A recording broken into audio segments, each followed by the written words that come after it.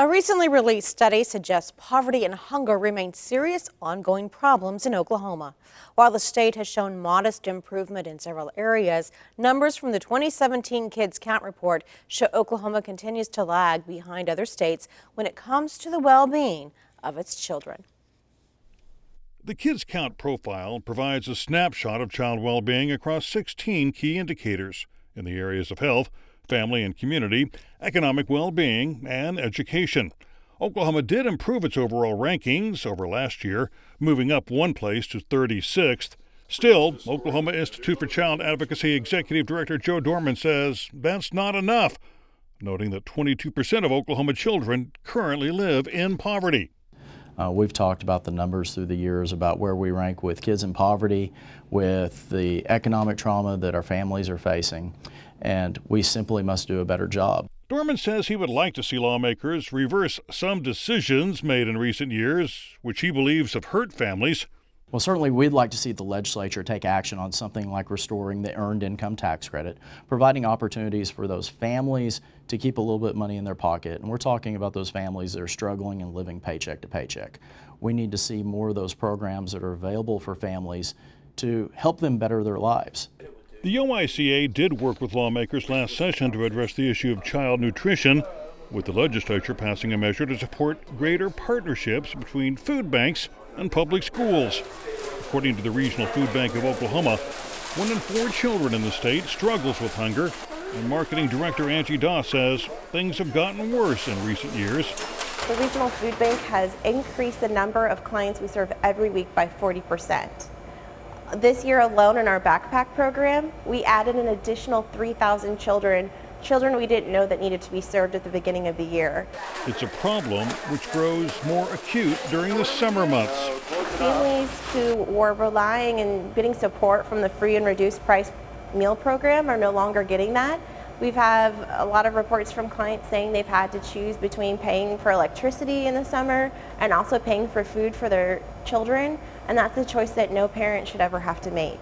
The Regional Food Bank has run a summer feeding program for the past 15 years, providing food for children 18 and younger. But even with a 70% increase in the number of summer feeding sites over the last few years, hunger among kids remains a serious problem. Oklahoma is actually 51st in the nation in terms of being able to provide meals for children over the summer, but we are working to change that, and again, that's why support from the community is very important. Families can get a list of sites in the summer feeding program by texting the word food to 877-877 or by going online at summerfeeding.org. Meanwhile, some Oklahoma public school districts are providing meals to kids during the summer months with the help of the U.S. Department of Agriculture. Melissa Havener works for El Reno Public Schools.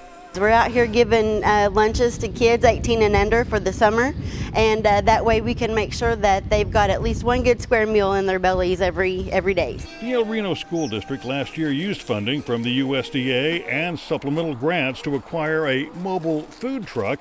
We've had different local people do the artwork and different things like that, so it's kind of been a cumulative effort to get us this pretty neat little wagon we've got going here. We call it the Fast Track. The food truck operates Monday through Thursday, making stops at 8 locations around town. Hey, baby. You want a sub or you want a sub? Yes. You know peanut butter? No. Okay.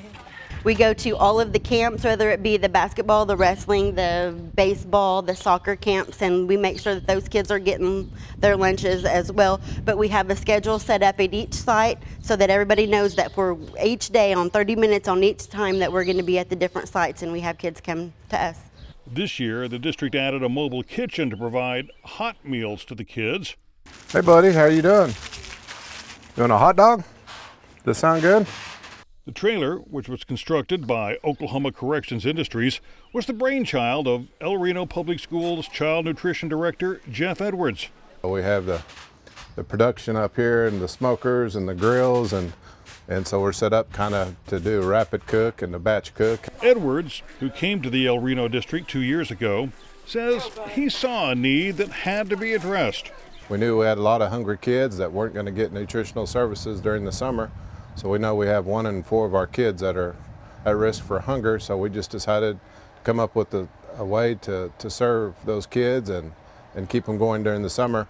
With the addition of the food truck and the mobile kitchen, El Reno has been able to double the number of meals served, with the summer feeding program now feeding 600 hungry kids a day.